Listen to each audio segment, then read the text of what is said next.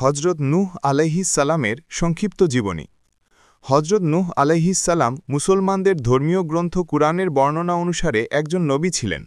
হজরত নূহ আলাইহিস সালাম সম্পর্কে পবিত্র কুরআনের ২৮টি সূরায় ৮১টি আয়াতে বর্ণনা রয়েছে। হজরত নূহ আলাইহিস সালাম ছিলেন পিতা আদম আলাইহিস সালামের পরবর্তী দশম পুরুষ। তিনি ছিলেন দ্বিতীয় নবী ও রাসূল। নূহ আলাইহিস সালামের ৪টি পুত্র ছিল: শাম, হাম, ইয়াফিস ও ইয়াম। শাম, হাম, ইয়াফিস আল্লাহর প্রতি ঈমান আনেন ও ইয়াম কাফের হয়ে প্লাবনে ডুবে মারা যায়।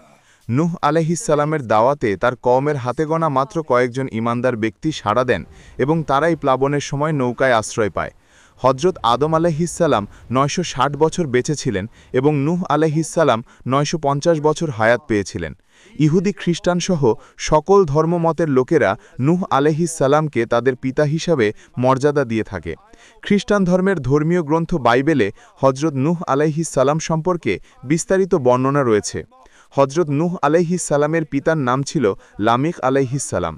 হজরত আদম আলাইহিস সালামের পর তিনিই প্রথম নবী যিনি মানুষকে এক আল্লাহর ইবাদত করার জন্য দাওয়াত দিয়েছিল ও মানুষকে আল্লাহ পথে পরিচালিত করত। তিনি প্রায় ৯০০ বছর ধরে তার জাতিকে মূর্তি পূজা বাদ দিয়ে এক আল্লাহর প্রতি ঈমান আনতে ও আল্লাহর প্রার্থনা করার জন্য ডেকেছিল।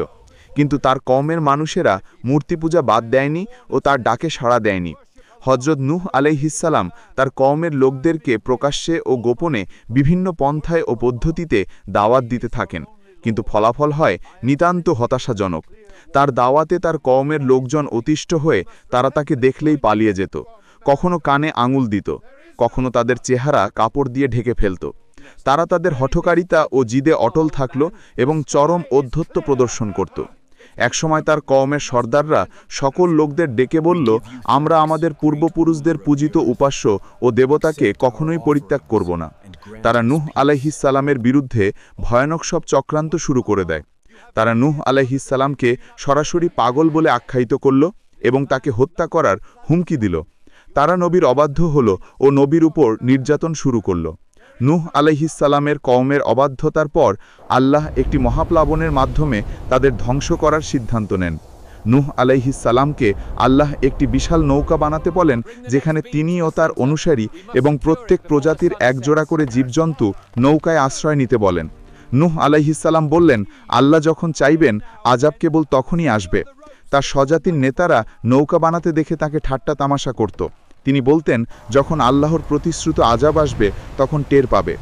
অবশেষে আল্লাহর প্রতিশ্রুত আযাব শুরু হলো। মাটি ফেটে পানি বেরোতে লাগলো, আকাশ থেকে নামলো ভারী বর্ষণ। নূহ আলাইহিস সালাম তার নৌকা সহকারে মোট ৩৭১ দিন ভেসেছিলেন। এই সময়ের মধ্যে ৪০ দিন ধরে বৃষ্টিপাত হয় এবং ১৫০ দিন পর জলস্তর কমতে শুরু করে। এরপর নৌকা জুদি পর্বতমালায় গিয়ে স্থির হয়। জুদি পাহাড় তুরস্কের সারনাক অঞ্চলে অবস্থিত। এই মহাপ্লাবনের পর পৃথিবীতে শুধুমাত্র নূহ আলাইহিস সালামের মাধ্যমে নতুন করে মানবজাতি শুরু হয় বলে তাকে আদমে সানি বা আদম আলাইহিস সালামের দ্বিতীয় বংশধর বলা হয়। নূহ আলাইহিস সালাম ছিলেন ৫ জন মহান নবীর একজন নবী।